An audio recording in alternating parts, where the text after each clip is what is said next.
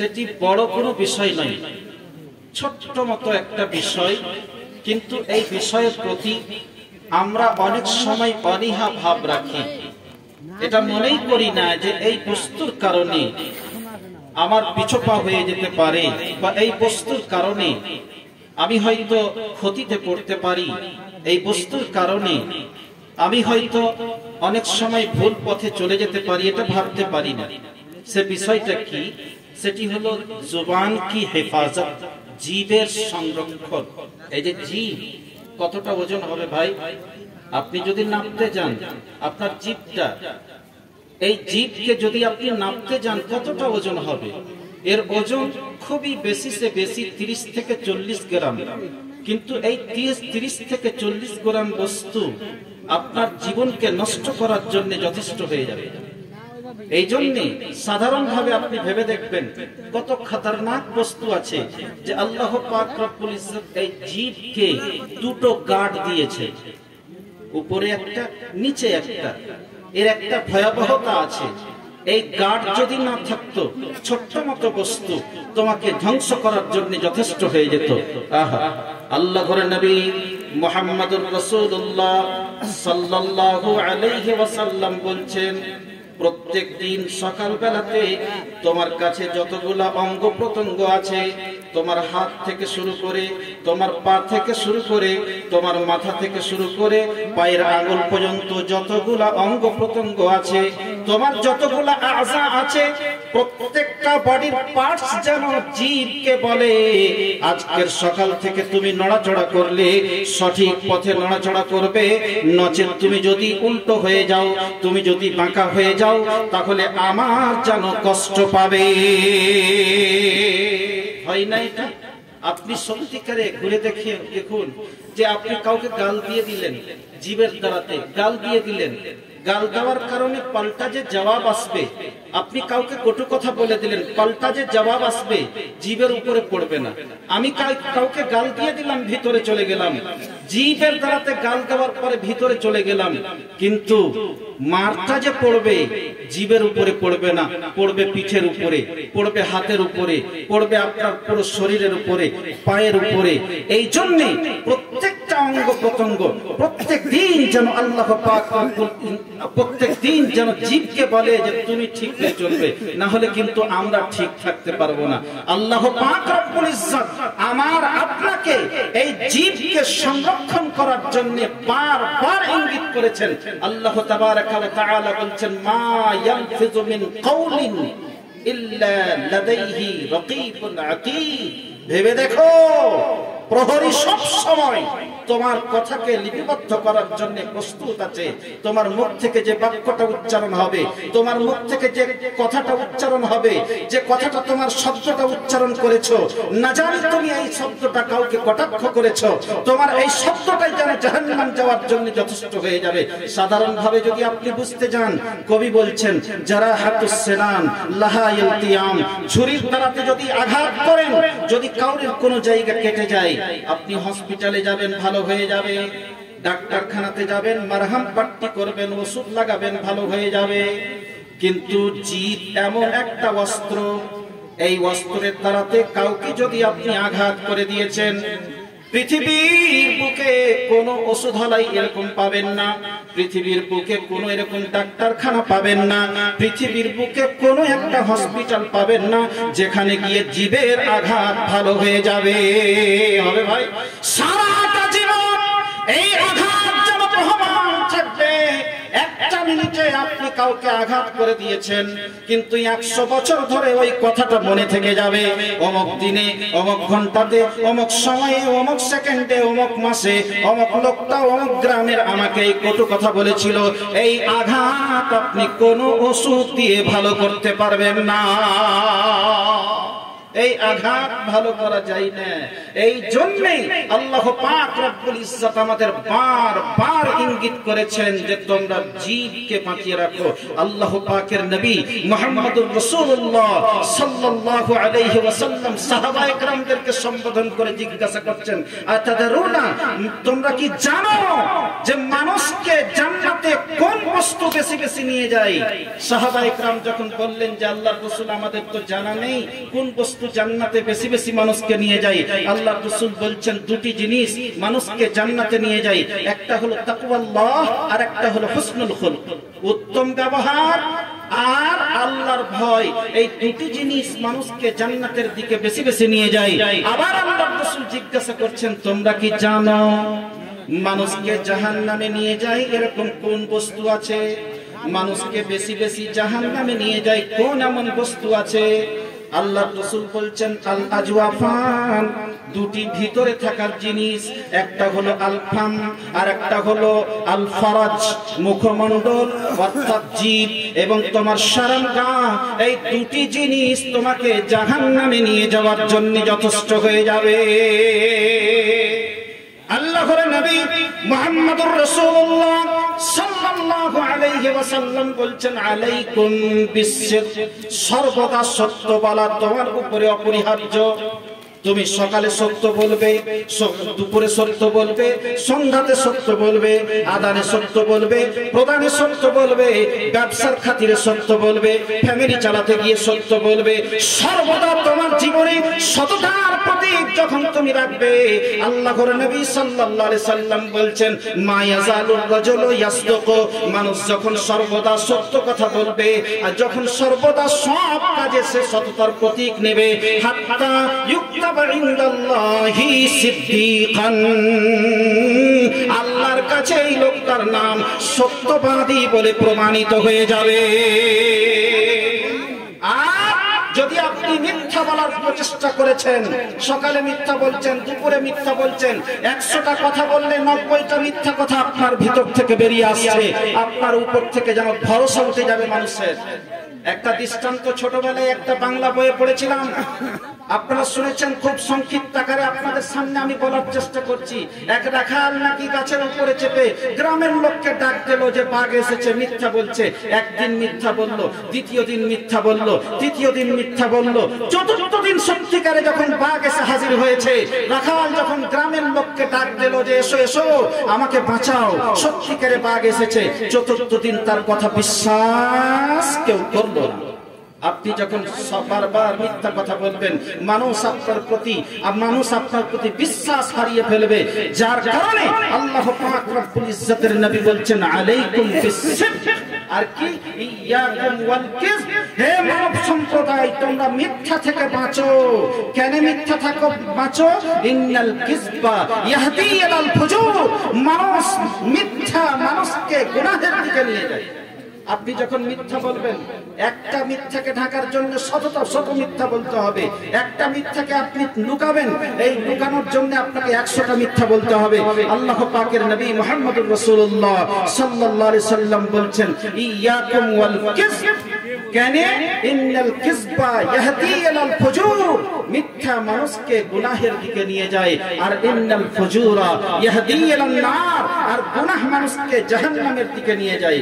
আহা, আল্লাহ রাসূল সাল্লাল্লাহু আলাইহি সাল্লাম কত সুন্দর করে বুঝাচ্ছেন, মানব সম্প্রদায়কে ডেকে বলছেন, মা ইয়াজালুর রাজুলু ইয়াকযিবু, মানুষ যখন সর্বদা মিথ্যা কথা বলবে, হাত্তা ইউক্তাবা ইনদাল্লাহি কাযাবান, এমন কি আল্লাহর কাছে এই লোকটার নাম মিথ্যাবাদী বলে সাব্যস্ত হয়ে যায়।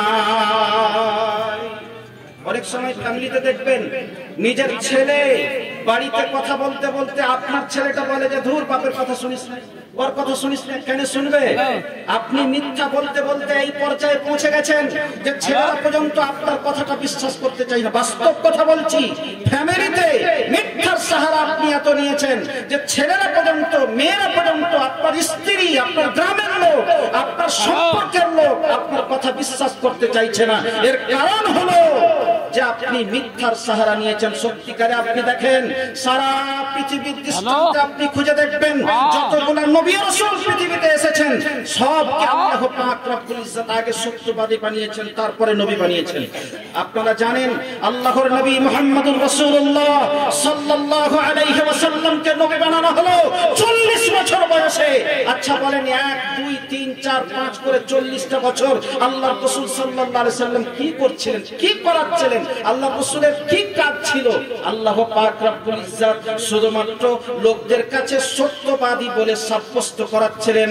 দলিল হলো আল্লাহর রাসূল সাল্লাল্লাহু আলাইহি ওয়াসাল্লাম পাহাড়ের উপরে চেপে যখন আরব গোষ্ঠীকে নাম ধরে ধরে ডাকলেন, তাদেরকে যখন জিজ্ঞাসা করতে শুরু করলেন, বলো আমি যদি বলি পিছন থেকে একটা দল তোমাদেরকে ধাওয়া করার জন্য আসছে, তোমাদের হামলা করার জন্য আসছে, আমার কথাটা কি তোমরা বিশ্বাস করবে?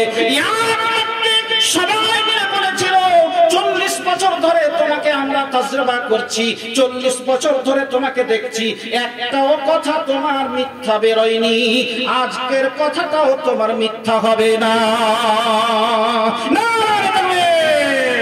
আগে সত্যবাদী তারপরে নয়। নবী আকরাম সাল্লাল্লাহু আলাইহি ওয়াসাল্লামের উপাধি হয়ে গেল সাদিকুল আমিন। ছোট কথা নয়, সত্যবাদী, সত্য কথা বলনেওয়ালা, তারপরে নবুয়ত পেলেন। আল্লাহু আকবার। বন্ধু আমার, সত্য কথা আপনার পদে পদে প্রয়োজন আছে, প্রত্যেকটা ক্ষেত্রে প্রয়োজন আছে। আপনি ব্যবসা বাণিজ্য করবেন, সততা যদি না থাকে আপনার পিছনে, তাহলে কিন্তু ব্যবসায় এগিয়ে যেতে পারে না। আপনি চাষবাস করবেন, মজদুরি করবেন, যদি ওখানে সততা আপনার কাছে না থাকে, তাহলে আপনার সেই মজদুরি এগিয়ে যেতে পারে না। যে কোনো কাজে, আমি যে কথাটা বলতে চাইছি, যে কোনো কাজে সততার প্রয়োজন আছে। যদি সততা না থাকে তাহলে কিন্তু আপনি এগিয়ে যেতে পারবেন না। এর জন্য আল্লাহর নবী মুহাম্মদুর রাসূলুল্লাহ সাল্লাল্লাহু আলাইহি ওয়াসাল্লাম বারবার ইঙ্গিত করছেন যে তুমি জীবের সংরক্ষণ করো, সত্য কথা বলার চেষ্টা করো। হযরতে উকবা বিন আমির রাদিয়াল্লাহু তাআলা আনহু একজন আল্লাহর রাসূল সাল্লাল্লাহু আলাইহি সাল্লামের বিশিষ্ট সাহাবী।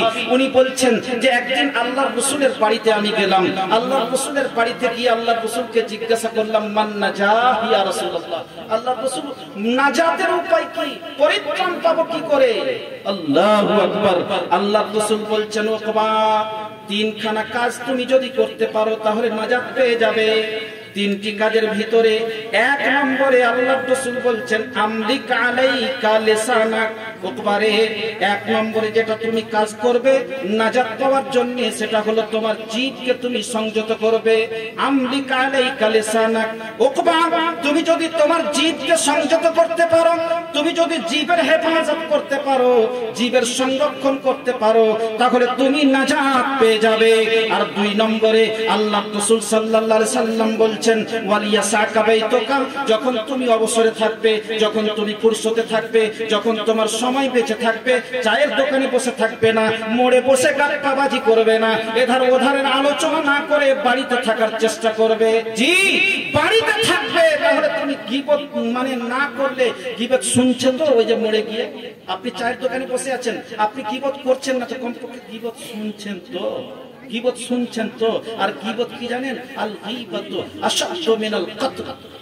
গীবত খুন করার থেকেও বড় গুনাহ। আল্লাহু আকবার। বন্ধু আমার, তো ওই যে গীবত করবেন ওখানে যে, ওই জন্য আল্লাহর রাসূল সাল্লাল্লাহু আলাইহি সাল্লাম বলছেন, ওয়ালিয়াসাকা বাইতুকা, বাড়িতে থাকার চেষ্টা করো।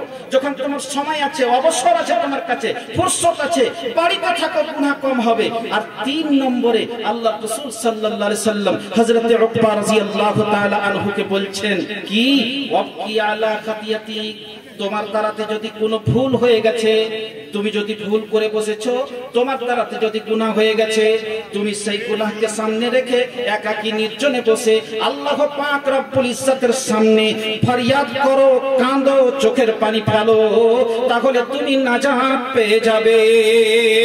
চোখের পানি এর দাম আপনি দিতে পারবেন না। আল্লাহর নবী মুহাম্মদুর রাসূলুল্লাহ সাল্লাল্লাহু আলাইহি ওয়াসাল্লাম বলছেন যে ওই চোখকে কোনোদিন আগুন জ্বালাবে না। ফাকাত মিন খাশিয়াতিল্লাহ, যে চোখ আল্লাহ আল্লাহর ভয়ে কাঁদতে পেরেছে, স্পেশাল ব্যবস্থায় আল্লাহ পাক রব্বুল ইজ্জত এই লোকটার স্থান রাখবে। আপনারা শুনেছেন, খুবই সংক্ষিপ্ত একটা একটা করে শব্দ আপনাদের সামনে আমি তুলে ধরছি, এর কারণ সময় আমার কাছে খুবই কম। আল্লাহ রাসূল সাল্লাল্লাহু আলাইহি সাল্লাম বলছেন 7 ধরনের লোককে আরশের নিচে জায়গা দেওয়া হবে, তার ভিতরে শেষ নম্বর আল্লাহ রাসূল সাল্লাল্লাহু আলাইহি সাল্লাম বলছেন যাকারাল্লাহ খালিয়ান ফাফাযাত আইনাহু, যে লোকটা নির্জনে বসে রাতের অন্ধকারে আল্লাহ পাক রব্বুল ইজ্জতকে সামনে রেখে, আল্লাহ পাক রব্বুল ইজ্জতের সামনে আজিজি ইনকিসারি করে নিজের গুনাহকে স্মরণ করে আল্লাহর সামনে কাঁদতে পারবে, নিজের চোখের পানি ঝরাতে পারবে। আল্লাহ রাসূল বলছেন কিয়ামতের দিন, যেদিন আল্লাহর ছায়া বাদ দিয়ে অন্য কোনো ছায়া থাকবে না, সেই দিনে আল্লাহ এই লোকটাকে স্পেশাল ব্যবস্থায় রাখবে। তার মানে যে কথাটা আমি বলতে চাইলাম যে হযরতে উকবা বিন আমির রাদিয়াল্লাহু তাআলা আনহু আল্লাহর রাসূলকে যে জিজ্ঞাসা করলেন মান নাজাহ ইয়া রাসূলুল্লাহ, আল্লাহর রাসূল পার পাবো এর পথ কি? আল্লাহর রাসূল 3টা কথা বললেন, তার ভিতরে 1 নম্বরে যেটা বললেন আমলিক আলাইকা লিসানাক, আমলিক আলাইকা লিসানাক, তোমার জিহ্বাকে তুমি রুখে রাখো, এটাকে তুমি সংযত করো, যেটা মন চাইছে সেটাই তুমি কথা বাক্য উচ্চারণ করে দিলে, তুমি শব্দ উচ্চারণ করে দিলে, এটা যেন না হয়, না হলে অনেক সময় তুমি এই জিহ্বার কারণে ধরা পড়ে যাবে, তোমার স্থান জাহান্নাম হয়ে যাবে। আল্লাহর রাসূল সাল্লাল্লাহু আলাইহি সাল্লাম বলছেন মানুষ অনেক সময় বাক্য উচ্চারণ করে থাকে লা ইউতি লাহা বালান, এই বাক্যটা উচ্চারণ করাতে তার স্থান কি হবে তার জানা ছিল না, তারপরে আল্লাহ পাক রব্বুল ইজ্জত তার দরজাতকে বুলন্দ করে দেয়। জি, আপনি জানেন না যে আমি কত টাকা মানে পাবো এই কথাটা বলাতে, আপনি জানেন না যে কতটা নেকি আমি এই কথাটা বলাতে পাবো, তারপরেও আল্লাহ পাক রব্বুল ইজ্জত আপনাকে উচ্চ স্থান দান করেন, আপনার নেকি অনেক দূর পৌঁছে যায়। ঠিক এই রকমই আল্লাহ রাসূল সাল্লাল্লাহু আলাইহি সাল্লাম বলছেন যে মানুষের সামনে অনেক সময় এরকম ক্ষেত্র চলে আসে যে মুখ থেকে এমন একটা বাক্য উচ্চারণ হয়ে যায় যে বাক্যটা তাকে নিচ দেশে নিয়ে যায়, অর্থাৎ জাহান্নামে নিয়ে যায়। তার জানা ছিল না যে আমার এই বাক্যটা জাহান্নামে নিয়ে যাবে, কিন্তু তারপরেও তার স্থান এই কথাটা বলার কারণে জাহান্নাম হয়ে যায়। আল্লাহু আকবার। বন্ধু আমার, তার মানে আমরা কতটা এই জীবকে সংরক্ষণ করেছি, একবার ভেবেছেন কতটা পর্যায়ে আপনি এই জীবের সংরক্ষণ করবেন? একটা হাদিস আপনাদের শোনাই, তাহলে বুঝতে পারবেন। হযরতে আমির রাদিয়াল্লাহু তাআলা আনহু বলছেন যে একদিন আমার বাড়িতে আল্লাহর রাসূল সাল্লাল্লাহু আলাইহি সাল্লাম বসা ছিলেন, এরকম অবস্থাতে আমার মা আমাকে ডাকছেন যে বাবুরে এখানে এসো। আপনারা যেমন আপনার ছেলেটাকে ডাকেন না, এই শুন শুন শুন এখানে শুন, ও যখন চলে আসে আপনি মিথ্যা করে ওকে ডাকছেন, হয়তো এটাও মিথ্যার খাতাতে লেখা হবে। হযরতে আল্লাহর রাসূল সাল্লাল্লাহু আলাইহি সাল্লাম বাড়িতে বসে আছেন, ওনার মাকে জিজ্ঞাসা করছেন যে তুমি যে তোমার ছেলেকে ডাকলা যে কিছু দিবা, তাহলে কি দিতে চাইছো? আমার মা বলছেন আল্লাহর রাসূল আমি আমার ছেলেকে খেজুর দিতে চাইছিলাম, খেজুর। আল্লাহর রাসূল বলছেন তুমি যদি খেজুরটা না দিতে তাহলে তোমার এটাও মিথ্যার খাতাতে লিখে নেওয়া হতো। বাস্তব কথা বলছি, একটুখানি বস্তুর জন্য ইমামে বুখারী রাহমাতুল্লাহ আলাইহি হাদিস নিতে ইনকার করে দিয়েছিলেন। এটার কারণে হাদিস নিতে ইনকার করলেন। বহুদূর সফর করে যাওয়ার পরেও একটা হাদিস শুনবো বলে অনেক দূর সফর করে এসেছেন, অনেক টাকা খরচ করে এসেছেন, কিন্তু যার কাছে হাদিস শিখবে সেই লোকটাকে দেখে যে কিছুটা মানে হাত এরকম করে জানোয়ারকে ডাকছে, মানে গাধাকে ডাকছে, আপনারা ডাকেন না ছাগলকে আই আই বলে ডাকি, খুব সংক্ষিপ্তে খুব কোট কথায়